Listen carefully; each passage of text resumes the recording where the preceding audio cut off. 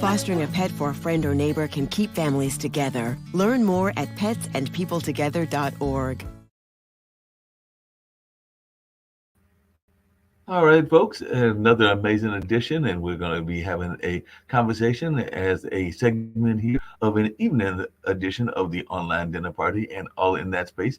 And we've had some tremendous artists, as many of you can tell from this particular day, since sometimes I'm airing from different locations. Today I'm at the Hayti Heritage Center where they just finished having dance class and all in that space. And I met this next gentleman that we're going to bring up, and we're going to learn a lot about his artwork and how he got involved in art and a number of other things from being at Hayti, but also being around the community, because we do know that a lot of people are very familiar with Shawn Etheridge's work and have seen it throughout in the community and are always fascinated by the amazing work that he does. And I'm not just saying that because he did an amazing portrait and has absolutely had some work that has featured my own dad, who is an artist in of his own right and all in that space. But I know that he's definitely been part of the art collective that regularly has shows here at the Hayti Heritage Center. And of course, he's been definitely in the field for a number of years. And I've always been curious when I have these conversations with artists as to where they got their start from. And I do know that he was born, from what I remember, in a rural area, but he can tell me about that and whether he was born with a paintbrush and a camera and other art tools in his hand, or whether these were skills that he developed much later on, and whether he's passing them on to others as well. So, Shawn, glad to have you here. And like I said, we're oftentimes running into each other at the Hayti Heritage Center. So, I guess the first question is, I think that in reading your bio and in reading some of your history, you actually went to school not even thinking that you were going to be going into the art field. I think you actually went to North Carolina Central University thinking you were going to be studying something else altogether, and you wound up getting into the art world instead. So, what were you originally thinking you were going to be when you grew up and all in that space as a kid? And how did you get into the art space? Well, first off, hey, thanks for having me, man.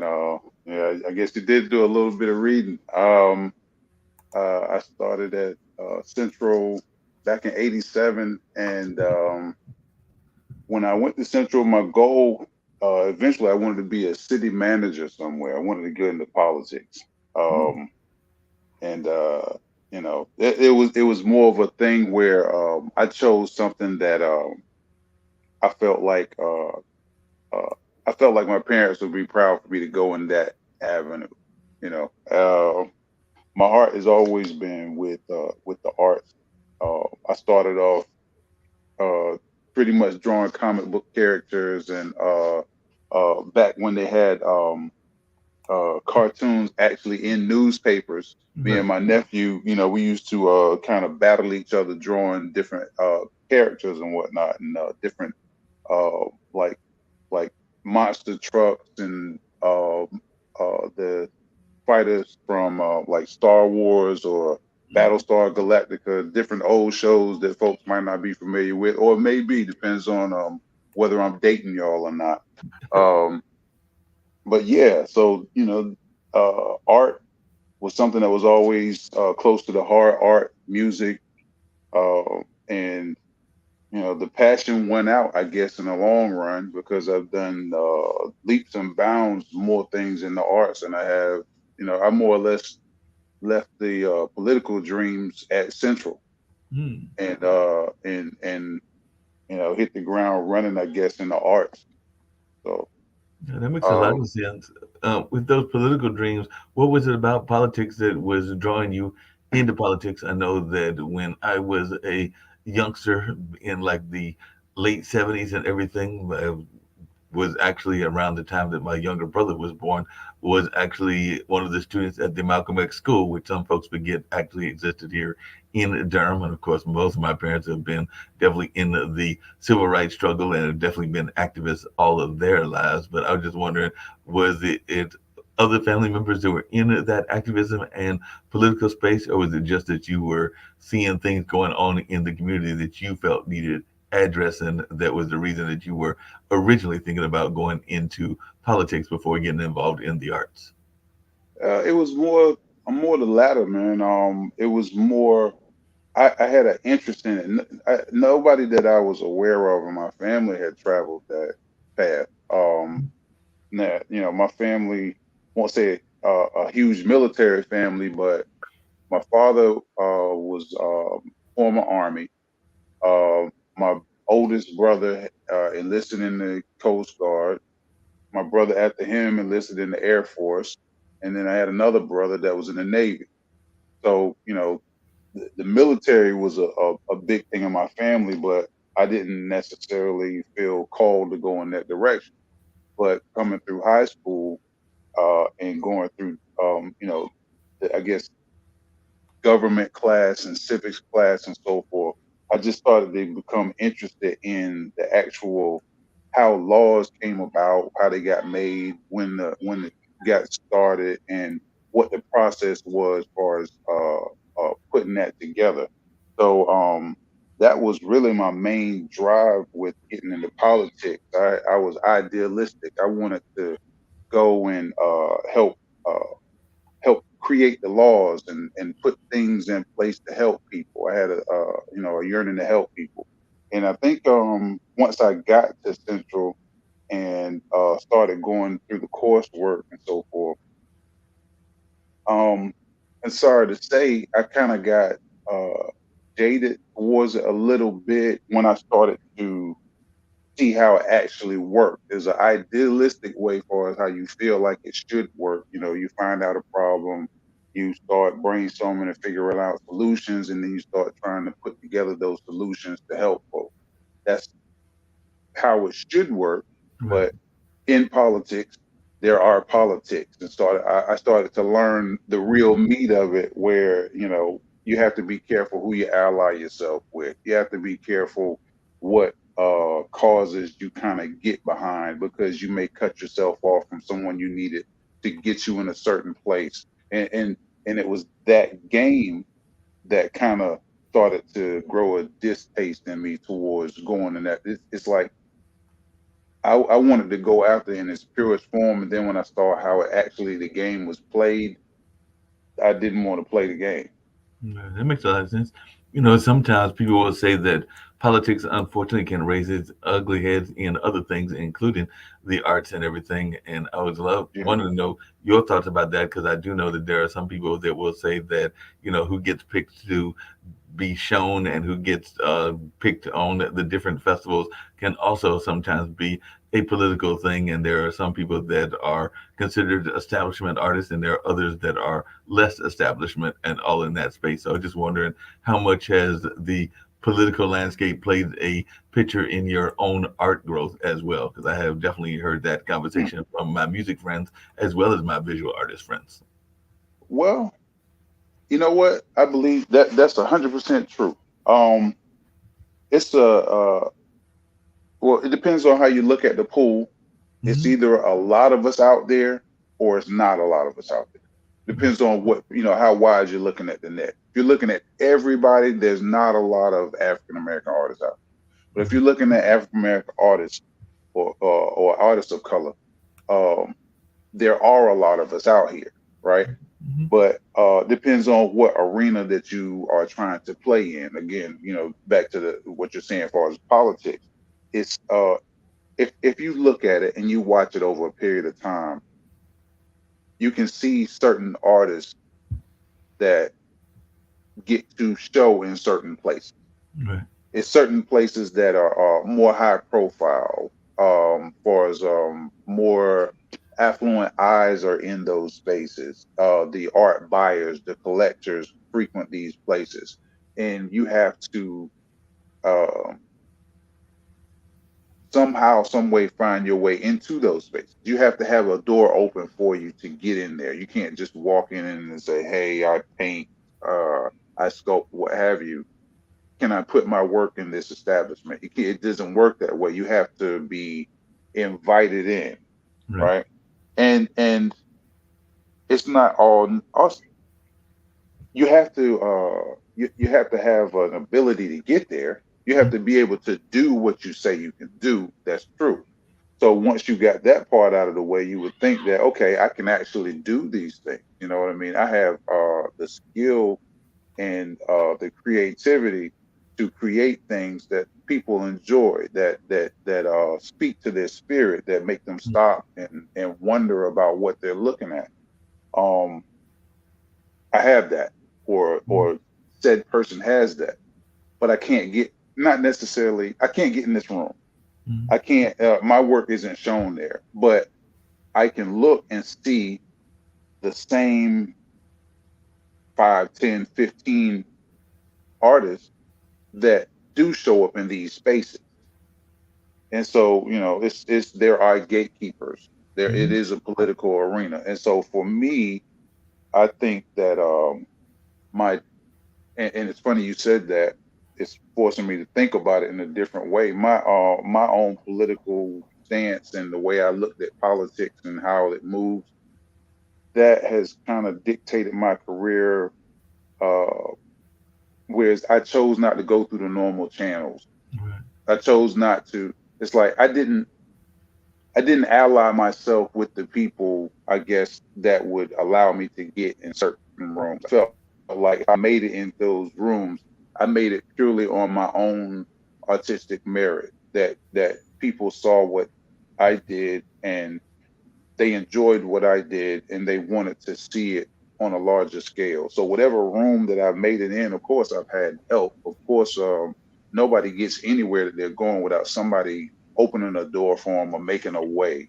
But I would like to think that I didn't use the gatekeepers as much as some did. Now I don't want to knock anybody. I don't mean to slight anybody for doing that because I would love to be in those same rooms too. And I'm trying to get in those rooms too. But Mhm.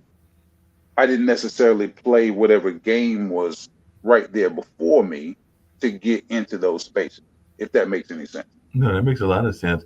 I know one of the other things that sometimes happens, and I'd love to hear your thoughts about this, is that sometimes, I'm not saying often, all the time, but sometimes art is seen almost everywhere. So sometimes it doesn't get the respect that it probably deserves and everything. Because I mean, you can't go to a mall or a store without there being some semblance of artwork there, and some of that is paid artwork. Some of that is artwork that might be quote unquote considered more amateurish or things along those lines. But I was just wondering, do you ever get worried that art, and particularly public art of that sort, has kind of colored the lines of acceptance of the better artwork? Because like I said, you can go to just about any office, and whether it's your dentist or your doctor, they probably have some artwork up there. But I oftentimes wonder if they even know who the artist is that they have put up there, or if they just bought something from the local dime store or the local thrift store and threw that up there because that is what is considered acceptable to do in office decorations. But I was just Hmm. wondering your take when you see art constantly being among us, but are we necessarily giving the respect to the artists, even the creators of that artwork? Because I do know, like I said, I know when Northgate was open, and I imagine the same with South Point. You can go to just about any store, and definitely in the middle of the mall, and you'll find all kinds of artwork. But I don't know how much of that is actually being observed and actually being admired the way that I feel art should be. Um, well, that kind of artwork, I don't want that. Okay, I don't want to say kind of, but to your point, it really does depend on the venue where the art is viewed, Right. and it really is heavy on the mindset of the viewer. It's the person, the art patron. Right. Like if you consider yourself a patron of the arts, you're gonna go where you feel like artists are or artwork has been created and put there. Mhm. Like if you go to a store in the mall, you know that, or at least you have a larger feeling that in some way that work has been mass produced, Right. right? Like you go, let's just say, for lack of a better word, let's just say, if you go to Target and find a piece of artwork, Mhm. you know that you can go to just about every Target and see the same piece of artwork. You're Right. not going to go to this Target and see a piece and then go to another Target and not find that last one that you saw, but see something just as magnificent, uh, but totally exclusive and different. It's not going to be like that. You have to go to spaces that curate artwork that way. And so you have people that still have a respect for art in that venue, that are collectors or just lovers of the art, and they like to see what people have created. They like to see that authentic artwork that the artist put their heart and soul into, and created something that stirred an emotion or made them think, right? So and it's funny, I actually work on both sides of that arena, because Mm-hmm. my 9 to 5, or I guess 7 to 3 job, is I work as an artwork embellisher for a large scale printing company. So the work that you'll go into a doctor's office or dentist's office and see, like a maybe a cabin scene, Right. and that cabin scene has a horizon line that's shiny and shimmery and made of gold. I work with the team that paints those by hand, as far as put the gold leaf or different relief or textures on pieces like that are mass produced. So that's what I do every day. So I have a different respect from it, from the perspective of that pays my bills. You know what I mean? It's like there's a degree of authenticity in some of that art, because we do it by hand, and it's each one is slightly different, because you got a different person actually putting their hands and putting their work in, but it's a mass produced. It starts with a mass produced piece of art. We just add an embellishment to it. So like I said, I don't knock that as much as I used to, because now I found a way to kind of earn money doing that. No, that makes a lot of sense. I'm glad you brought up that aspect of it as well, the money aspect, because there are some people that will look at artists and be like, you got to be doing this almost as a um, not your main source of income, because they do know that it is very difficult to make a living as an artist, no matter what the kind of artist is, whether it Hmm. is a musician, an actor, a visual artist, a photographer, or a number of other things. So, some people will think of the artist as being a almost like a hobby type of job, when I do know that there are quite a few artists here that are very serious about their discipline and spend a lot of time on the artwork, on in some cases more than 40 hours a week on their artwork, and all in that space. So I just wondering, what is your take when you hear folks that are thinking that there's no way you can make a living strictly as an artist, and you have to go out and get a side hustle, for lack of a better term, in order to even make it in the art world? Because I do know a number of artists that are also driving for DoorDash and Lyft and a number of other places. But then I know some artists like you and others that are making a fairly good living at their artwork. But what is your take about the economic realities of being an artist? Well, all that's very true. It's very valid. You're looking at somebody that has done the DoorDash um to make it. Um, for years, actually, I've only been doing the artwork embellishment job for probably about a year, a little over a year now. So I just happened to have I had a situation that came before me that allowed me to be in a position to where I could say I am a full-time artist. I do artwork all day. But prior to a year from now, I wasn't able to say that. So I know exactly what you speak of, as far as like art. I used to say it's my expensive hobby. Like Mhm. I got to the point where I was trying to sell paintings so I could finance making more artwork. Um, and I had to keep working to perfect my craft, to try and establish myself, and create a product. I hate to say a product, because you don't want to get into it from the perspective of having to sell it. You do it from your heart and your soul, and it's like, even if you don't have a mission, you're trying to say something.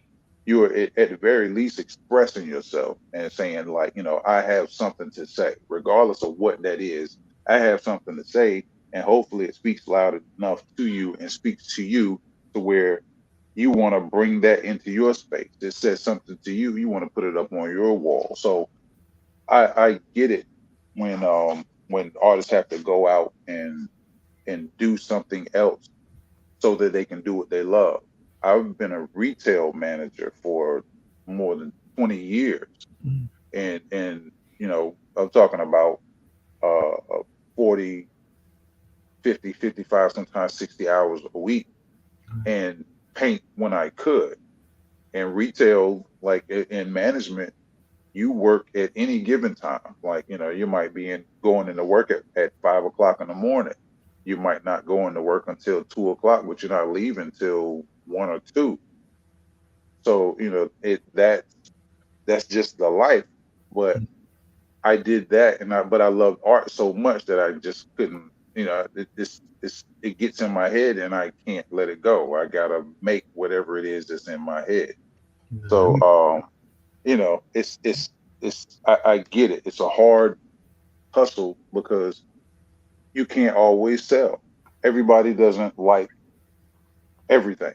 So it's like, you have to you have to figure out that pathway to raise yourself up and elevate yourself and put yourself in those spaces that I was talking about earlier. You got to get there so you can get the people that spend money to spend money on your artwork, and that's part of the challenge. Like I said, I just was fortunate enough to find a job where I can honestly say that I love going to work every day. Like I've never been able to say that up until a year ago.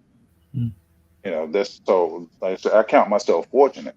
And I would love to make more money doing it, and where I could just paint just for the love of painting. I would love to do that, but I make enough to take care of what I need to take care of, and then I can still go and paint. And I think that I've been fortunate enough to increase my skill level and be able to produce work that fortunately people like enough that they want to purchase it. And so I feel blessed. So anybody that's watching that's ever bought anything from me, I sincerely appreciate Definitely no doubt about that. One of the things I was curious about is that there has been a lot of conversations. I was actually having this conversation with a friend of mine recently in the notion of computer generated art. And I just you. wondering what is your thoughts around that? Because I personally think that there is some amazing computer generated art. And actually, the young lady that I was talking to that is in that space, I told her that she was an artist. She may not have the paintbrush, she's just using the computer skills because you still have to put that information into whatever the computer program is, whether that computer is generating the artwork or you're doing it physically yourself and everything. So I would consider that particular person to be an artist. There are some others that might argue against that, but I was just wondering your thoughts when you're seeing some of these new technologies that are coming out and creating artwork. Well, that I appreciate it because I enjoy what I consider good artwork, Hmm. and this good is relative, right? So I enjoy seeing work that I appreciate and I like from a creative standpoint and aesthetic standpoint. I enjoy seeing that like anyone. Hmm. Since I paint and I create the majority of my things from hand, almost everything from hand. Um, I I don't want to say I don't agree with it because I don't knock anybody for what they do, right? But if you're a if you're an artisan, if you do something with your hands, and then you see someone do something by entering some prompts into a computer, and then the computer does the lifting and the work, then you don't have the same respect for it. Now, speaking purely from an artist's perspective, I don't have the same respect for the AI generated art because the same amount of time, the same amount of trial and error, the same amount of let me throw this color in there and see what happens. Like, oh wow, I did not know those colors were gonna mix like that and do that. Well, let me build around, and then this thing is grown organically, and then you have a piece that you created, that you put your time into, that you put your soul and your heart into. Um, for me, that's different than if I get in the computer and type in. I want to. It's a 6 foot tall person with an afro, Afrocentric, with a lion laying at his feet, and he's sweating. And hit enter, and then the computer gives me 6 or 7 different images that they have extrapolated different images and pulled that together. So I understand that there's a space for that, and that is considered art. And AI is creating some phenomenal, beautiful work. But to me, it all tends to. It's almost like different artists have different styles, Right. and so you can look at almost always. You can look at some AI generated art and know that that's what it is because of the style. Now the programs and so forth are evolving, and so these programs are starting to be able to mimic different styles and and create in different veins. So it's technology. It's going forward. It's not getting ready to stop. The genie's out of the bottle. Yeah. But it's like it puts pressure on people when people start to like the new thing. It puts pressure on the ones like me that create the old thing to be a little less sure about what I'm doing. I'm still going to create because I want to do it, but is anybody going to buy it? Are they just going to want that? I know of several artists that got into the AI generated field, and it works for them because they're generating AI artwork and people are buying it from them. So they're able to support themselves and make money in that arena. So I'm not mad at that. At the end of the day, we all have to support ourselves and we have to eat. So I'm not upset with that. But like as a creator, I'm like, I'm a purist. Like, man, do it with your hands. It means something. You know what I mean? It's like it's like if like if you're gonna do battle with somebody, put your hands up and fight instead of pulling out a gun. Yeah. It's the same result. The result is two people doing battle, but instead of both of us able to walk away, now one of us doesn't walk away because the impact is so strong that there's no room for the other thing. So I'm concerned about the impact of AI being so strong and the way that people tend to have a herd mentality. We see something we like and everybody gravitates towards that, and then we take our eye off of the real creators. And so let me back that up. Not necessarily the real creators, but the artisans, the ones that do it by hand, that grab the paintbrush and the paint.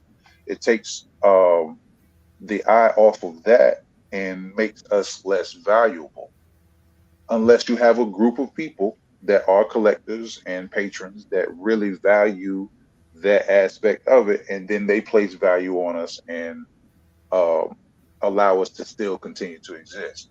I think that the AI market, and it's not just going to do it just with artwork. It's music. It's you have machines or AI that can perform surgery. Mm-hmm. You know what I mean? So it's like it's numerous fields and practices that are impacted by that their pool in arena is starting to shrink because of the reliance on technology and AI. So that's something that's going to be it's not going anywhere, and it's going to have a larger impact on all of us in the next 10, 15, well, however many years to come. Yeah, that makes a um lot of sense. What you is know what your I mean? thought? Yeah, what is your thoughts on? Because I know some artists, both visual and performing, that were getting into that NFT space and thinking that that was a method to make some money off of their artwork, and that maybe even using that as a finance method. So I was wondering, have you looked into that at all? And what is your take on the NFT system of getting your artwork out there? Is that something that you have not quite got the understanding of, and therefore have not felt like delving into that? Because I'm still trying to understand totally how Yeah. NFTs work, but I was just wondering your take on that. I like I said, I'm open to whatever avenue will get you there. I respect that because it's the end result, right? Right. But I haven't. I looked into it. I didn't necessarily study it. I didn't fully understand it, and it's like I also a lot of things. If you think about it, if it's a new thing, it has a bubble, right? Mhm. It's a new thing, and it's like at first people don't trust it. They're looking at it kind of weird, and then all of a sudden a number of people more people start to get into it, and then it just expands, it just blows, and it's this great big thing. So NFT was the dish of the day for a while, and it's like people were making millions and billions or whatever on NFT artwork. And when I stood back and looked at it, and I looked at the work that they were making this money off of it, my mind wouldn't, like I said, I do my stuff by hand. I perfect my craft. I try to be better every day at what I do. So I'm looking at this work that these people are selling for millions, and I'm like, I don't get it. Like it's like they've got animated pop art and some Mhm. animated pop art, and I say pop art, it's like clip art, like it will, I guess famously, it was this gorilla image or whatever that Mhm. that was Right. going around, was Board selling, apes. Yeah, the board apes. yeah, it was sold for millions, Mhm. right? And I couldn't understand the concept of that. Like, why is that selling for millions? And I'm looking at something like this intricately painted portrait of a person, like, and I know and that thing is not selling for or maybe $1,000, right? But you got this thing that's selling for millions. I couldn't understand the concept of what generated the sale behind that piece of artwork, right? It never made sense to me. And so I felt I couldn't understand my place in that arena because I'm not saying that the work that I saw was less than what I did, but because of what I do, I looked at it a certain way, and I looked at that as not being is not much heart and soul and everything going into that. It was just something somebody, in my opinion, just kind of punched a couple of keys and did some Photoshop and threw this thing out there, and it was a trendy thing that people with money hopped on it, and they wanted to get that trendy thing before the next person with money bought it. They want to be the first one with it, so they paid a lot of money so they say, "Hi, I have it, you don't." Uh, And and that didn't do it for me from an artistic perspective. I want somebody to own my work because they feel it. I don't want you know, somebody to just grab my piece and put it in a stack full of however many pieces that they have over there in the corner just so they can say, "Hi, I have this." Great if that's what you do with it. But I want it to touch. I want you to want to put my stuff on the wall. I want you to want to live with my things. I want it to have mean something to you because it meant something to me, and it means that much more to me when you appreciate Well, that makes a lot of sense. And you've had some artwork that has been definitely part of some prominent collections. And I'm going to mention two of those folks that I know are mentioned on your bio and everything. But what was it like having your artwork added to the collections of Dr. Cornel West? And I know some people that are admirers of his, but also the great musician Erica Badu. And how did those pieces come about? And what was it like? And if they reached out to you to add more Shawn Etheridge artwork to their collection? Because I don't know that they have one or two pieces or how many they have, but how was it getting into those major public figures collections? I mean, it's phenomenal. It's sometimes I sit back and like I sit back and it's mind blowing that it's really a thing. It took a minute for me to really be able to say it and embrace it. Right? It was and both situations where I was just fortunate to be in the right place in the right time, and again, somebody appreciated my work enough to want to put it in front of those people. The Cornell West piece came about at first because a gentleman that I know and I had gone to church with.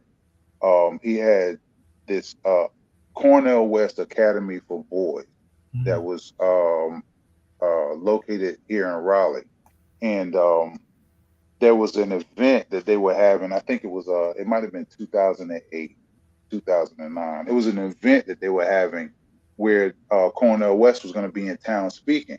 So they commissioned me to do a painting of him, right? And this goes back to again that life. Like I said, I was in retail at the time. I was working at Kmart, and so I couldn't even get off work to go to this event, which I really would have loved to been there. But fortunate for me, they got a picture of Cornell West's response when he saw it. So, it's like they called him. You know how when that guy smiles, he has this huge smile. If you have you ever met him before? I've never met him before, but I've seen pictures of him, and he definitely has a presence and definitely has that smile that is radiant and all in that space. I've not had the pleasure of meeting him. I think I did go to an Erica Badu concert, but haven't met her either. But no, I've never had the pleasure of meeting either one of them as of yet. Years later, I was fortunate enough to actually meet Cornell West. Right, Mhm. like I said, probably about maybe 7 or 8 years later from when I actually painted that picture. Mhm. But he's the kind of person to where he finds a way to celebrate something about anybody he comes in contact with. And that's what I noticed about that man. He was a genuine guy. Like, no, if he walked up and he saw you and somebody introduced you to him, he would find something about you to compliment you on or to speak life into you. He did it to everybody that I saw. So I had a great respect from that man from that perspective. Like I said, after I met him, but again, when my piece was added to his collection, I was commissioned, and they presented it to him at that function. So that's how my piece got added to his collection. And then the Erica Badu situation was, um, can't think of the exact year, but it's maybe 10 years ago. Um, Erica Badu was doing a show at the DPAC, Mhm. and it was my wife's birthday weekend. And the gentleman that I don't know if he was part of the group that was promoting the show. I believe he was, or at the very least, he was very closely connected with the people that were promoting the show. So I was able to get us some really good seats. We were on the third row from the stage, and then I was allowed to bring a painting that I had done into the show. So while the show was going on, I was sitting in the third the whole time, real uncomfortable, sitting here trying to listen to her show and hold this painting while I'm sitting in there. There's nowhere I could stage it because they really the security or whatever didn't want me to bring it in the first place. But I'm here. So towards the end of the show, excuse me, towards the end of the show, she was I think she called up, anybody that's a creative, put your hands in the air or something like that. And so I just seized the moment, and I got up and I made my way up to the stage, and I'm standing there with the stage on the picture. She looked over at me and she was like, that for me? And I said, sure. And I held it up, right? And she reached over and she came to me and she took it right out of my hands. She was like, "Oh, this is beautiful." And then she turned around and she was like, she held it up. And so it was magic for me to see my picture on that huge screen. And Yeah. everybody was like, just hearing the crowd, just yelling like, man, I was on cloud nine. It was my wife's birthday, but man, you couldn't told me nothing for the next week. So and so that was the situation. So how she got my work. So I would love to say it was a situation where they picked it out and they said, "Hey, I want to own that." But regardless of that, I claim that they both have my works in their collection. No, So that'd be good. phenomenal situations on both parts. Yeah, it sounds like it. What advice would you give to folks that are thinking about going into art right now? Like I said, you kind of back into it because you were going to be a politician, then you got very much involved in the art world, and you've now been involved in the art world for decades. So, what advice would you give to young people that are thinking that they want to get involved in the visual art world? Um, if you, all right, depends on your level of involvement, right? If you want, if you feel like you want to paint, paint. You don't ask permission from somebody. Just do it. You know what I mean? Follow your heart. If that's your passion, I know people that paint and don't show anybody anything. Right. They just do it because they just love to do it. I know people that just one of their things is to go to different painting sips just because they just like to do that, Mhm. right? So, go ahead. But if it's something that you feel like it's a passion and you feel like you have something to say, or you feel like, you just want people to see what you're about or what have you, I encourage you to do it. We get one time, the one thing about this ride that we're on, man, we don't get out alive. You Mm-mm. only get one time to do it. And we get inundated with all these different things. Like, you have to make sure you're playing for this. You have to make sure that you secure that. Yes, you have to make sure that you take care of yourself. You have to make sure that you have a roof, you have clothes on your back, you have food, you're able to move and do the things that you want to. You got to secure that. But at the end of the day, you got to feed your spirit too, because like I said, you only get one time to do it. And the last thing that you want at the end of your ride is to have a lot of regrets and wishing you had done something, because that will eventually mean way more to you than all the things. It's umpteen things that I've done and been a part of, and I'm like, how did that help me? How did that benefit? What did that do for me? Nothing. And I don't even remember what it was. So like we forget more than we remember, right? Yeah. And also you don't know how long you got. So I mean, why not do the thing that you love to do and makes you happy and feel fulfilled when you don't know how long you might be able to do it in the first place? You don't want regrets, you Yeah, know. that makes a lot of sense. How do you balance? Because you mentioned the wife and the daughter a couple of times. How do you balance that work-life balance? I've been fortunate or unfortunate, depending on the nature and the thoughts of people, to still be in that single lane and to not have any children. Though I do have my two nephews, and of course, I'm still close to my brother and my dad and mom and everybody. But how do you balance that work-life balance? Because I'm sure there are times that you want to be engaged in the artwork and either the daughter or the wife is pulling you. And of course, you just mentioned that the work sometimes pulls you. So, how do you have that balance for those that are listening and trying to figure out that balancing act? You gotta learn to juggle. You gotta learn to juggle. You gotta learn to prioritize. I mean, and you won't always get it right. You make decisions and you commit to them, and you just work with it on the other side. I've made the wrong decision sometimes.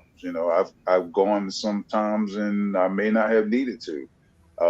I've foregone going to things that I felt like could have really propelled my career, and I wasn't able to go, or I chose to make the right decision, which, you know, like I said, you got to learn to juggle. You got to learn to prioritize, because if you have somebody else in your life, those people are a priority. You can do what you love, but when you're not doing that, they're still there. Right. And just like you want your love and respect, you can only get that if you give it, Mm-hmm. right? So you gotta play that balancing act. Your spouse or your other, that person is important. That person means things, and if they do things for you, it's only right that you want to do things and make them happy. So like I said, you gotta play a balance. But if you have something that's a passion that you love, you can't help. For me, I can't help but do art. Like if I didn't paint, if I didn't create, I wouldn't even be the same person. Like when I was primarily a retail manager, I was a different guy. It's hard to explain, but I was just a totally different person. And and it's like It sounds I, like you're I saying that art is almost the essence of you, the essence of who Shawn is. I know a lot of people when they think of me or they think of the being the voice of different festivals around town and definitely now in this podcast space. So we all have to find out what is that thing that resonates with us but also resonates with the community at large. And if I'm hearing you correctly, it sounds like that if for some reason you were to lose the ability to do art, and I would never wish that on you or any artist, that it would be a totally different type of person than what people are used to, because that is such a vital part of who you are. And I think that that is something I can say, but I think that others that know you would say that as well. So do you think that that is very much true, that art is almost at the core of who you are and has been probably since you were at least you mentioned doing it as a child in those competitions with your relative and everything. So it sounds like it's been the core of who you are. And too often we don't know who we are at our core. And there are a lot of people walking around that don't have a per se a mission of any sort. But it sounds like you have found at least part of your mission, and you are doing everything you can to be engaged in that mission on a daily basis. Is that a fair statement? um yeah it yeah and no. All right, because you don't want to you know, we're all trying to figure out who we are, right? Right. But I say yeah, because if I'm not, I have such a desire to create, and I just a love for making new things that it's like I respond to things different. But when I'm not creating, it's you almost you have to be a different person in different spaces. If I'm a retail manager, I'm not creating anything unless I'm building some sort of display. But I mean, to what I can't create while I'm trying to sell people things, you Right. know. But if you're by nature, if you love to sell things, if you find the energy in being able to get somebody to purchase this product, then you're a salesman, and that's what gets you going. So that's part of who you are. You know what I mean? So, but and so I can do that, but my desire is to create things. So I have to take that desire to create things and that person, I have to put that person to the side because he's not serving me right now. And I was in a situation where I had to put him aside for the majority of the time because I had this 50-hour retail life. And then when I come home, I only have a set amount of time that I have to be able to give to my children and my wife, right? And then with that, I, I can't. And I fell into this trap for some years too, where the creativity wins out, and I spend all night painting. Right, Mhm. I'm at work all day, and I get off work and I start painting at like 9 o'clock at night, and next thing I know, I'm watching the darkness turn to light, knowing that I gotta go ahead and take a shower and everything real quick and get ready to go to work. I haven't been asleep, or I only slept for an hour. Mhm. And you do that for so many times, like sleep catches up with you, and you start to neglect other things. So like I said, I've fallen into that trap as well. You have to learn to find your balance. um and it took me a minute to totally understand and embrace that. Let But me it's being an artist. I just love to do it, so I can't imagine not doing it. And I noticed that I move differently, I dress differently, I talk differently when I'm immersed in that. Versus, I felt like I had to be a different person to survive in that arena. If that makes any sense. no, that makes a lot of sense.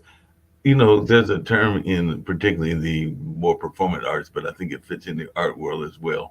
But there's the term of show business, and definitely there's the term of art business as well. How much do you think that artists in general, but particularly visual artists, but I would say even the performant artists, have an understanding of the sales and the business aspect of the art world? And is that something that you had to develop a skill set in, or and maybe even the retail work help you get that skill set? But I do find that there are number of artists that forget the business aspect of what they are doing and are glad to have the skill and are glad to have the talent, but I don't know that they always are making the right business deals. But I was just wondering how much of your growth has been in the development of a business sense, whether that's having somebody that helps you on the management side, or whether that's somebody that helps you on the gallery purchasing side, or a number of the others of the business aspect, maybe even having an accountant that helps you in that aspect. But how important has it been for you to develop some business aspects to what you are doing? It's key because you need to understand your business. Hmm. Now, I could always understand myself more, and it's definitely great as a creative to have people around you that can do those things for you, because anyone that's a creative knows that they would much rather spend their time making things than trying to sell it, Right. right? I don't I don't I don't want to go out and sell my stuff. I don't mind putting it up on the wall and let people tell me what they think about it, and whether they like it. Um, I don't want to have to try and sell my things. Like I said, I just rather make it. So whenever I have somebody that can speak for me, or I have somebody that can do that accounting work, or it's in a gallery, I'd much rather do that, because it's like one of the worst things, one of the worst questions somebody can ask me is, how much are you selling that for? I don't even want to think about what I want to sell it for, because it's like I would love for everybody to have my work, but at the same time, I feel like my work is worth millions too. I'm not getting millions for my work. I get a decent amount for some of my pieces, um, but I rarely want. Like I said, the worst question that somebody can ask me is how much you want to sell that for. If we make an agreement, if you want me to do a piece for you, then we'll talk about that and work that out as far as how much I'm going to charge you to do this piece. And I'll feel way more comfortable with that than if you see something that I have and you like, you want to know how much I want to charge you for it. I'm glad you brought Like, that up because I know there are some artists that will do prints because they feel that prints are more affordable to certain kinds I of do that people too. and certain economics and everything. But there are also some artists that will set their price at a very high level. And sometimes when people come to a gallery, whether it's here at Hayti or whether it's a number of other places that I have attended, they'll see that price and they will get scared by the price tag. And it is in Hmm. my opinion that in some cases the artist has done that intentionally because they are targeting a specific type of um, buyer that they want to get, but also there might be pieces of their artwork that they really don't want to sell, and they may set a price tag on it because in their mind they may not want to sell it, or they don't, or they want to sell it at a certain time. But that's just my observations, and I don't know if those observations are correct or not. But I was just wondering what your take has been on that kind of price battle that goes on, and whether you even considered doing print work, because I do know that sometimes people are more apt to buy a print because it is more affordable. I have fit all those categories at some point in my career. Um, it was a time where my I called my business SE Originals, because for me everything was an original. When I started, when I really got into painting steadily, I didn't necessarily have a mission. I wasn't trying to say whatever to the world. I just had a joy of creating some new thing, and I purposely went out of my way to try to make whatever my next piece was totally different from the last piece, whether it was what I made it with, whether whatever the subject matter was, um, you know, size, what have you. I just wanted it to be totally different than the last thing. So I had a problem with that when I started trying to put it in galleries or get people to let me put their work up in their establishment and so forth, because they would see a piece that they liked of mine, and it was like, okay, well, if you want to put this in this gallery, then and we really like this piece, but we need uh 10 more like this. And that crossed me off the list right off the top because I didn't have 10 more like that thing. I made that one thing, and I wasn't concerned with doing a duplicate of that or another one of that. Now, there have been times over the years where I did recreate a theme. I didn't do an exact replica of a certain thing, but I might have used that same subject matter a few times. I did that, but that was from the pressure of, like I said, needing to make some money so I can buy some more stuff, or realizing that there are people out there making X amount of dollars on their work, and I felt like I should be too. So I had to play the game to that extent, and eventually I did start making prints because it's always said like the longer you're into it and the more you do and the greater your skill level increases, you should increase your prices, right? So I've been in it long enough to where I'm comfortable with putting X amount of thousand on one of my pieces. But I also know that everybody's not going to be able to buy it. And it's like a lot of times I get more love from the people that don't have that $1,000 to $5,000, $10,000 to put on a painting. And I want them to be able to enjoy my work too.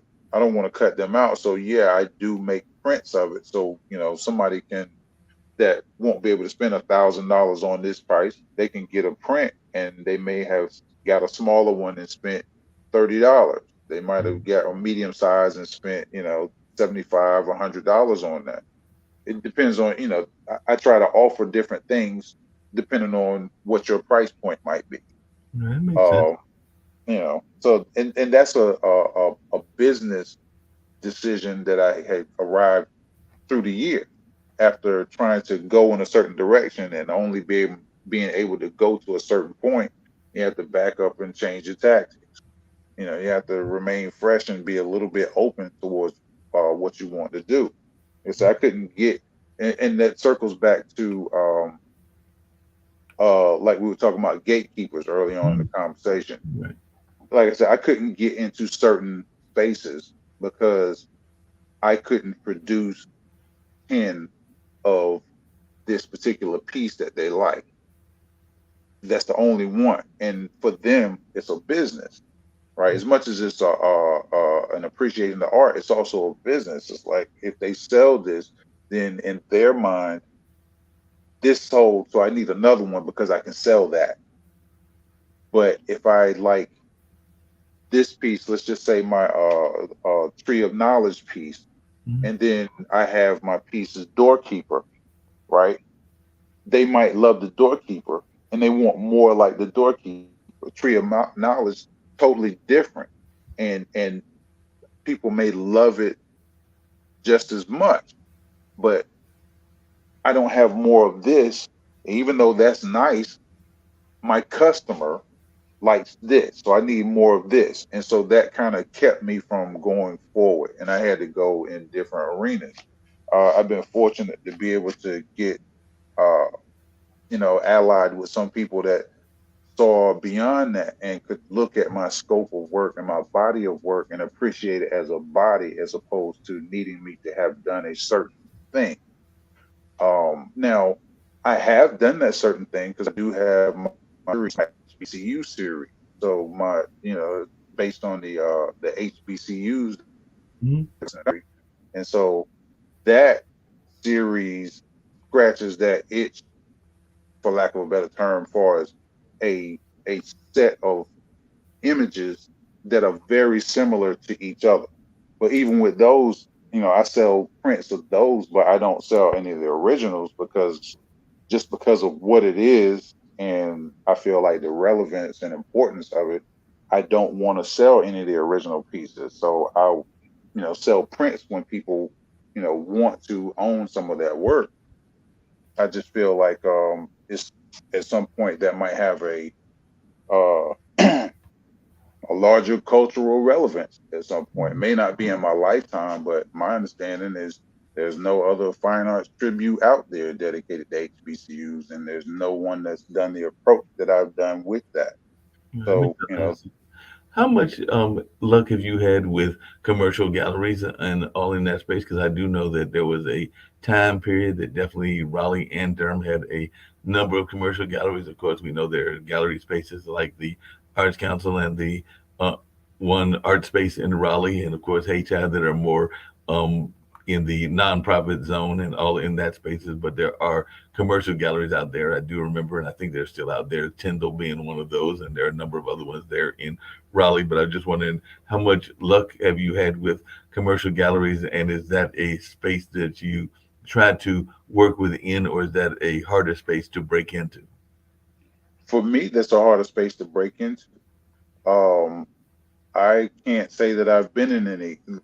Like I've shown at the Hayti, I've shown at the Durham Arts Council, um, uh, the Garner Performing Arts Center, and the larger venues or more reputable spaces that I've been into. I've been in the Mint Museum several times. I've had more success with showing at maybe a high profile event as opposed to one of those commercial galleries. Um, I think I've been in what you familiar with Block? I've been in a show in the Block Gallery here in Raleigh, Mm-hmm. but that's only one show. So it's like that's not an arena that I can't say that. I can say that some of them are aware of me, but as far as familiar with me, as far as showing my work, I haven't been in those places because, again, a lot of those places want you to be able to show a series of pieces. So if I don't walk in the door with my HBCU work, then I don't have what they need to be able to show what they want to show. And the HBCU is a very niche thing. So I mean, I can go to a college and show my whole series, or I'm a hit on all Black History Months. I can get in places on Black History Month and show that off, but it's not something that I can take to a commercial gallery. I haven't, I guess, raised my status up enough to be able to get into those spaces yet. Like That I makes said, I kind of circumvented those spaces through my career.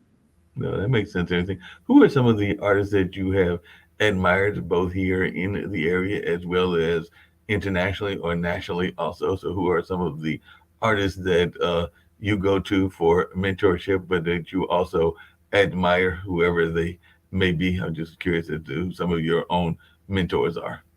Man, that's a huge loaded question. It's a lot of people. I mean, I find inspiration from so many different places, but let's see. Beverly McKeever was one. Hmm. I studied under her. It was a drawing class that I took with under her at Central when I attended Central. Um, so Beverly McKeever was one of the more internationally known artists. That's also a local artist. Um, uh, William Paul Thomas. Hmm.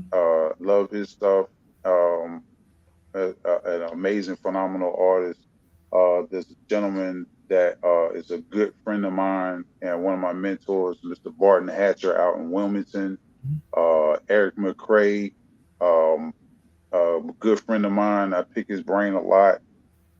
Different art questions. I love his perspective. There's uh, my man Jermaine Powell, JP. Hmm. Um, I love Kadar Nelson. Like Hmm. he's one of my favorites. Kende Wild, of course. Um, I became aware of Amy Sherrill through her, that picture that she did of uh, the Obamas, or Michelle Obama. But her work is phenomenal.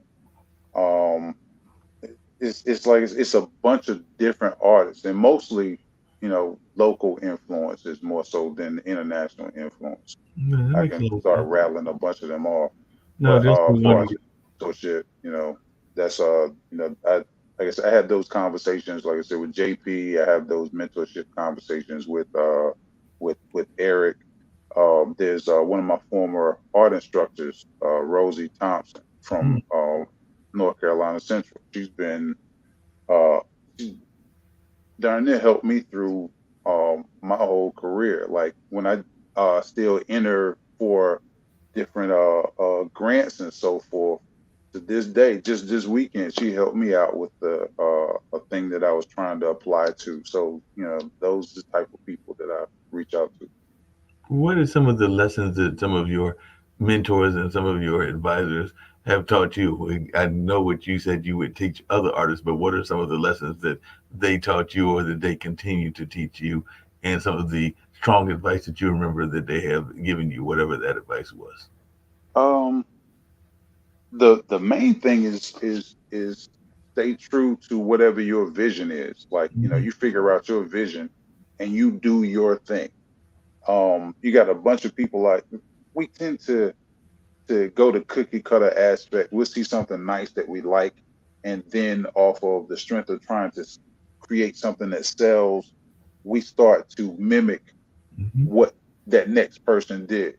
Well, the whole point of it is somebody created that thing first, right? So it's it's a double-edged sword to be that person to have created that thing, because a lot of times you'll create a thing and somebody else will come back and kind of improve on what you did and may do better than what you did with it. But the fact of the matter is it's good to start to be known for your own thing. You have to carve your own lane and that's the way you stand out. You can't stand out by copying what the next person does. And so that's one of the lessons that I've gotten from these people that I speak of. Like, be authentic and true to yourself. Another one of the lessons is if you're going to consider yourself an artist and you're trying to make a living of it, you have to create new work. So you have to constantly be creating. I know artists that they, you know, make new stuff every day. Like I'm amazed. They're almost like their own one person assembly line, the amount of work that they crank out. So, this you have to continually create. The other thing with continually creating is every time you make something, you are increasing your skill level, your practice. And so you get better and better with each one of them you do. So that's one of the things I've learned. That's one of the things that I tell new up and coming artists that always ask me that question. Keep making stuff, because that making it is perfecting your craft. It's helping you to hone in on whatever your voice or your style and vision is. That makes a lot of sense. What do you say to people that when they see a certain artist in a certain style, they want to compare it to other styles as well? Because I do know that sometimes people will see your artwork or they'll see Darius and they will try to make the parallels between, say, the styles that y'all have and a Ernie Barnes or a Jacob Lawrence, which I imagine you can see as a compliment, but you can also see it as folks trying to sometimes pigeonhole you into a certain style and all of that. So I was just wondering, what is your take when people are wanting to make comparisons to your artwork and those of some of our illustrious past artists? Well, I take it as a compliment. Myself, uh, you can't get pigeonholed if you don't put yourself in a situation to be pigeonholed. Like I can't get pigeonholed into being a Ernie Barnes type artist if I don't shift into making Ernie Barnes type work and continue down that vein.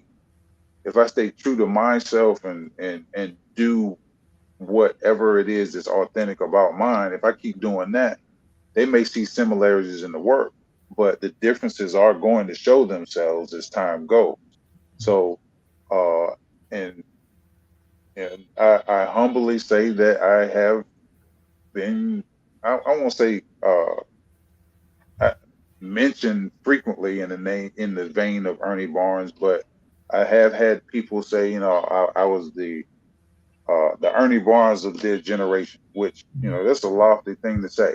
I only say that because that made me feel really good when that person said it, or uh, some other person said it, or I might have read it. That made me feel really, really good. So I take that as a great, great compliment, because that person, Ernie Barnes, is phenomenal and has done some amazing things. I've been fortunate enough to show work in shows that had his work, I've shown with his brother and I believe his wife at the Haytide on some occasion. So I consider that a blessing for somebody to even mention my name in the same conversation with those. No, there's no doubt about that. You had mentioned earlier, and we get ready to wind down shortly, but one thing that I was curious about is how much do you think it is important to live your own dream? Because I do know that whether it's in the arts or whether it's in a number of other conversations, that sometimes people get caught up in living the dream of the quote unquote visionary, whatever that visionary is, and everything, and they don't always live their own dream. So I just wondered how important has it been for you to follow your own dreams and not necessarily follow the dreams of others or get caught up in their dreams, because I do know that that happens in the art world as well. Yeah. I mean, I think it's very important. It depends on your perspective, man. Like your perspective changes as you grow. When you're Mhm. younger, you're just trying to be heard. You just want to be seen. You just want people to appreciate what you're doing. So if you start doing this thing that's very similar to that person and you start to get known for it, you're likely to do more of it because you're getting that dopamine, you're getting that response that you needed to make you feel better about the situation. I've done that. Like I started, like I said, when I was starting out painting, I was making everything look different than the last thing. But then I got the comments like, "We love your stuff, but like we don't necessarily understand it. Why don't you do portraits? Because we can understand portraits." And that struck home. And there was family that actually said that, but that struck home. And off the strength of them saying that, I started trying to learn how to do more portraits. And eventually I got proficient in it and I was able to actually paint portraits for different individuals. Um, I understand that impact, but as I grew and my own personal voice just got louder and it fed my spirit to make just what I wanted to make and not make what I was dictated to make. Like it's a different feeling. Um, and you want to be at peace. You want to, like I said, feed your spirit. Um, all those things that comes from doing this stuff that's truly yours, that's authentic to you. Like at some point you start feeling like, man, I don't want to do what they're doing because that's just not what I feel. I was like, I'm doing that because I see that people will buy it. But at the end of the day, how do I feel about it when it's done? It's like I'm not speaking. You're not hearing me. You're just, I'm giving you what you want, but I'm not giving you me. Yeah, that makes a lot of sense. You just mentioned the family aspect. What do you say to those outer critics? Because we do know that we oftentimes have that inner critic, that critic of our own voice that can be a doubting voice, a doubting Thomas in our own head and everything. I know I've even been the victim of not going for jobs because of listening to the inner Hmm. critic, and I'm sure there are assignments that you have gone for that have not been accomplished because of that inner critic. And we all face those outer critics that all think that they can do a better job at whatever we're doing than we can do, and they are oftentimes harsh critics, and we sometimes listen to those criticisms. So Yeah. how have you dealt with both the inner and the outer critics? I'm sure there have been, you just mentioned there have been family members that at times were not your biggest supporters and everything, and I'm sure there were times that you were doubting even your own self. So how have you dealt with that in your own life? Well, I've found that more often times when I like you'll have people that will give you input and be a critic and when you allow that to steer when you allow that to steer what you're doing, when it goes well, everything is great. When it doesn't go well, I would be upset with myself because I didn't listen to what I didn't listen to what I was thinking. At the end of the day, if I listen to what I'm thinking and what I'm feeling, if it goes wrong, it's on me. I made that decision. I have to eat that because I made that call. Mhm. But if I did it because of somebody else's input, then I'm looking at you like I would have been fine if I didn't listen to you. And that's not necessarily true because still I made the decision to listen to you. It's still on me. But now I'm looking at you funny because I let you dictate what I was doing. That's why I say you have to be authentic to yourself and take accountability for what you're doing.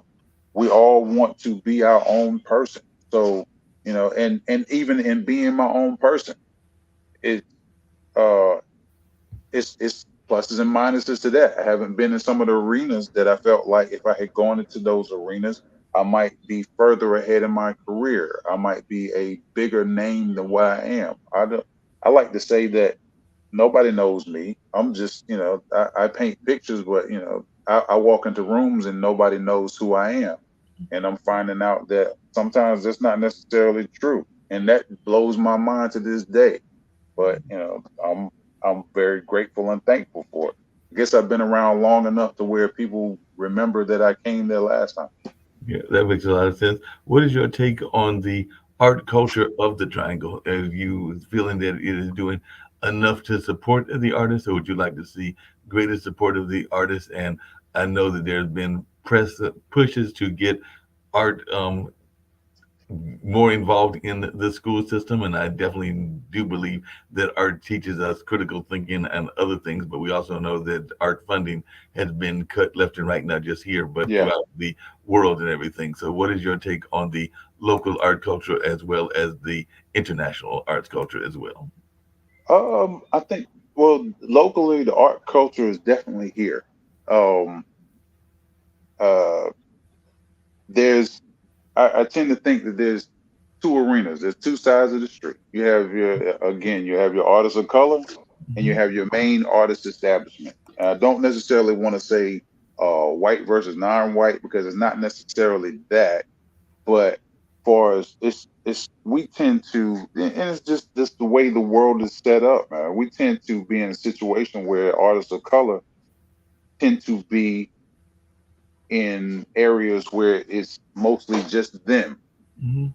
because of some of the venues aren't necessarily catered to by people that are going to appreciate our work unless our work becomes the dish of the day. And then we're in that space, but it's like we're in that space for a moment. And so, and it's only certain ones of us that are allowed to be in that space at that time. So the arts is definitely here, but it could be a lot more vibrant and flourishing in this area. Um, for North Carolina is huge in the arts. I mean, theater is huge out in Winston-Salem. Charlotte is really, really growing from an arts perspective. Um, uh, Raleigh and Durham are big on the arts, but I think for artists of color, Raleigh and Durham has a lot of area for improvement. We can definitely have more spaces to where uh, we are shown and we're embraced. I'd love to see it. Um, and some of those spaces that are those mainstream galleries, I'd like to see those opened up more. And instead of having a a month or a night where you feature. It's like at any given month or time during the year, it's a nice mix of work. And I mean, it's growing, but it's just not as much as some more metropolitan areas. Yeah, that makes sense. Um, What about the art education aspect? Do you feel that art education is getting the support that it deserves? And do you feel that people understand the importance of art to even learning critical thinking and a number of other things that are vital to people's existence, whether they want to be an artist or not? well, from that perspective, I haven't been dialed into the school system or the education system from an arts perspective, like not totally dialed into watching the classroom and watching some of the moves that are made in that arena. But I have to believe that it could definitely use more Mhm. because I think that people that are artists, whether it's a musician, whether it's a painter, sculptor, what have you, you just have a non-traditional way of thinking. Right. And I think that that non-traditional way of thinking will serve us better going forward than just that straight cookie cutter mentality that we're trained. Schools train you to be in a certain place at a certain time and do a certain thing. Creatives think outside of those, and what's needed going forward are creative solutions. No doubt about that, and I definitely agree with you on that. Like I said, getting ready to wind down, I did want to show some of your artwork. So I'm going to bring up a couple of the pieces so that folks can check it out that have been engaged in our conversation and all in those lines. So that was one of the pieces, and I'll show some more. But one of the things I get everybody to do, and if you want to stop me at some point as I'm showing some of these, we can do that as well. But definitely, one of the things I do at the end of every show is have folks know where they can reach you. And I know that I'm getting some of these pictures from your website, so they can definitely go to ShawnEtheridgeArt.com and go to the gallery and all in that space. But if folks are interested in reaching out to you, either to buy some artwork or to hear some more of your insights and see, Shawn, you didn't even think it would go an hour, and it went almost an hour and a half, and you did Wow. a Yeah. great job in all in that space. And that being said, I think you've given some great insights that folks will enjoy both on this airing as well as the re-airs that will air several times during the month and everything. So I definitely think that folks will enjoy the insights that you have given and insights into your own growth as an artist and all along those lines. And Pod TV is an international live streaming network. So I always get the guests to one, tell how they can be reached on social media and just in general, but also since we do have listeners in Australia, England, and a number of other places, if there is a message of peace and harmony that you would like to share, because I've almost taken that as one of my personal messages and personal journeys and everything. So there's a message of positivity and hope that you would like to share. I'm sure folks would love to hear that as we see some of your artwork as you're answering those two questions. Okay. Well, I guess you can find me on social media, primarily on Facebook and Instagram at Shawn Etheridge Art. And a a word that I would give is just be nice to the people. We get caught up in our day to day, and everybody gets stressed over different things, and we're inundated with news, and the news just drives you in a certain direction. Everybody's kind of frustrated and uptight. Try to be nice to the people. A smile does make a difference. You don't know the impact that it makes in someone's day, and it really doesn't cost you anything to be nice about it. Um, Everybody's not trying to take advantage of you, but in case they are, don't put yourself in that position to be taken advantage of. Just like I said, just say hello to people, be nice, do a nice thing. It really doesn't cost you, and it carries a whole lot more weight than what you think. That makes a lot of sense.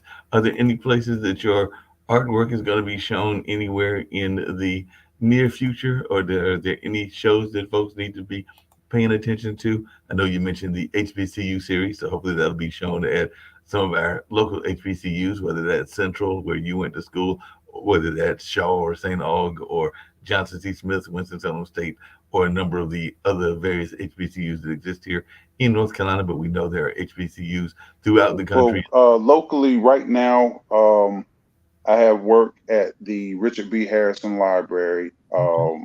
I have some of my, and that's here in Raleigh off of New Bern Avenue. I have a number of my HBCU pieces there and some of my other work. And currently, I'm working on a project with the city where some of my work will be a part of these new bus rapid transit system Mhm. where my artwork will be infused into these glass panels at the bus stop, these large glass panels, these brand new bus stations that will be built probably in the upcoming year. So just stay tuned and look for that. Any of that information, I'll keep that on my social media and my website as well. Sounds good. And like Richard B. Harrison definitely has a very significant tie to me and my family, since it was my grandmother that actually founded that particular library That's correct. many years ago. So definitely it is a very important part of the family legacy, because she is one of the folks that, even though she's been long gone, I still consider her to be doing some mentoring work from that ancestral plane, because I definitely do remember some of the things that I learned from her, but also think that one of those people that believes that the ancestors keep in touch with us after they have passed on. So I'm sure that she is impacting some of the decisions that I make even to this day and everything. So that being said, as we're heading out the door, how important has faith been in your journey and your connection to a larger meaning, a larger message in the world? How important has that been to your own creative journey? Very key because you need something to keep you grounded when things get super tough and you don't know whether you're coming or going. You got to have something that brings you back and can quiet the noise that's going on in your head and going on all around you. So faith is definitely my belief in the higher power. My belief in God has been one of the things where when things are going crazy, I can always fall back on that and try to steel myself and refocus and move forward again. That makes a lot of sense. Well, I have thoroughly enjoyed the conversation. I hope you have enjoyed it as well. We're seeing actually in this last clips that I was showing some of the pieces from the HBCU series and all along those lines. And of course, this is on the website as well. And we might show some others later on other shows. And I hope you'll make a return trip and have more of I a love it. conversation and all in that space. And that being said, as we get ready to go out with a couple of PSAs, if there's any final thoughts that you have. Otherwise, we'll get ready to hit these PSAs and get ready to get on out of here. But we've had a enriching 90-minute conversation, and I hope you've enjoyed it as much as I've enjoyed I have. this Thank you. opportunity to talk to you. Thank you. Thank you very much. Like I said, be nice to the people. It doesn't cost you a thing, and you might change somebody's day. That is very much the case. So we're getting ready to get out of here with a couple of these PSAs, and I think I'll come back with the one about the pets and a couple of the other ones as well. And then we'll be back with more exciting conversations. I know we've got a conversation around finance tomorrow, as well as the World Edition, which is on every morning at 10 a.m., which is around world issues and a number of other programs that exist here on Pod TV. As a matter of fact, I think Sharon Campbell will have one of her shows about being a better person and all of that, because her show airs on Tuesdays at 7 o'clock. So we're looking forward to many of these other conversations, some that I produce and others that are being done by various hosts and some that I host as well. So we're going to get on out of here, me and Shawn. I'm going to deck on out of Hayti and get out of this building and head off to my apartment complex. But I will be back with more programming later on tomorrow and the rest of this week.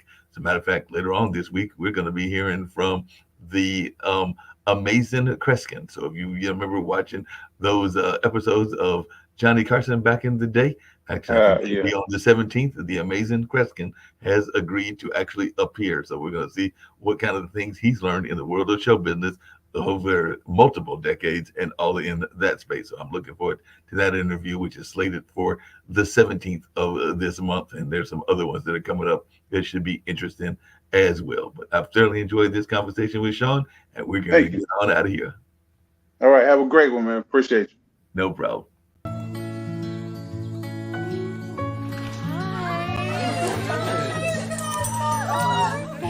So much. Fostering a pet for a friend or neighbor can keep families together. Learn more at petsandpeopletogether.org.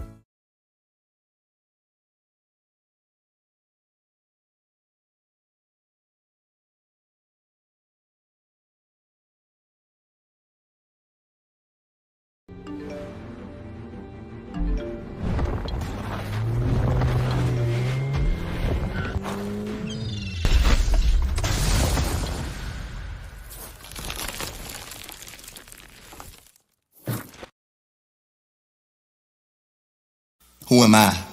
By Victor Jones. Who am I? That's a good question.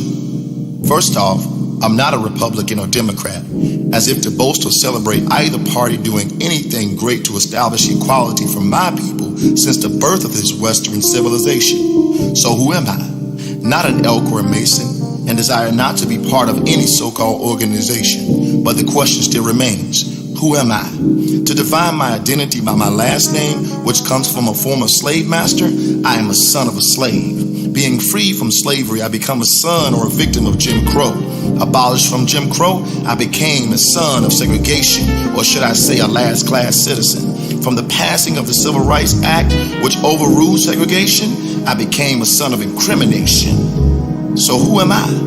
With such a defining question, it becomes very complex to understand who I really am, with all of my history being buried on the shores of West Africa, where it all began. Kush, Ethiopia, Egypt, Ghana. So where do I come from? I didn't get a chance to choose what race, creed, or color I would possess, so here I am today, born a black man in a so-called democracy that continually proves its hypocrisy towards my black nature.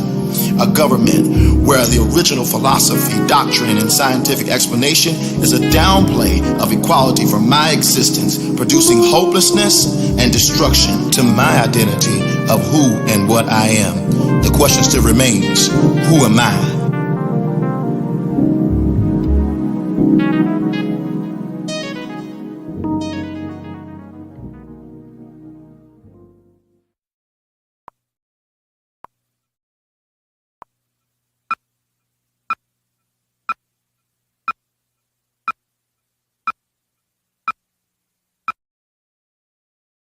In 4 days.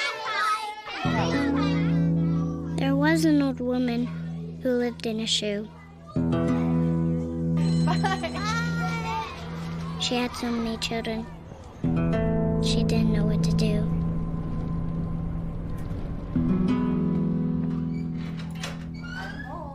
Did you have a good day at school? She gave them some broth. Without any bread. There you go.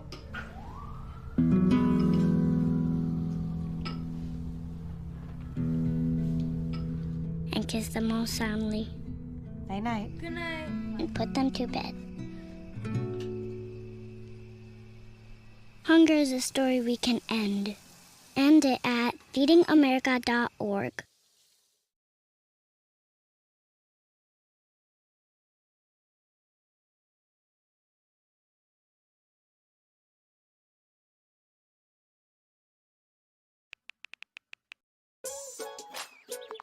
Worried about your friend but don't know how to reach out? You can say how are you or get a fake tattoo. You can ask with an app if it works for you. You can chat with them in VR. It's so good. If you think you should check in, yeah, you should. Whatever gets you talking. Reach out to a friend about their mental health. Whatever gets you talking. Learn how you can help at seizetheawkward.org.